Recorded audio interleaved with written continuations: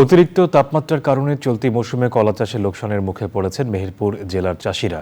বৈরী আবহাওয়ায় কলা পুষ্ট হওয়ার আগেই পেকে পচে যাচ্ছে। মেহেরপুর প্রতিনিধি গোলাম মোস্তফার রিপোর্ট। মেহেরপুর জেলায় অর্থকরী ফসলের মধ্যে অন্যতম কলা। লাভবান হওয়ায় প্রতি বছর বাড়ছে কলার চাষ।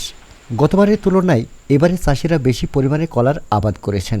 অতিরিক্ত তাপমাত্রায় কলা চাষের লোকসানের মুখে পড়েছেন চাষিরা। এই আবহাওয়ার কারণে পানি টানি কিছু নেই, নষ্ট হয়ে গেছে, সব ভাইরাস হয়ে শেষ কলা। আর চাষিদের ইতে কি করে চলবে? আর এই যে সার বিষের এইরকম চরম দাম, পর্যাপ্ত খরা এবং অনাবৃষ্টির কারণে আমাদের এই ঠিকমতো কলার গাছগুলো বড় হচ্ছে না। চাষি ও ব্যবসায়ীরা বলছেন, যে কলার কাঁদি ছিল 400 থেকে 450 টাকা, সেই কলা বর্তমানে বিক্রি হচ্ছে 200 থেকে 250 টাকায়। আগে যে কলার দাম ছিল সেই দামটা এখন আর মানুষ পায় না।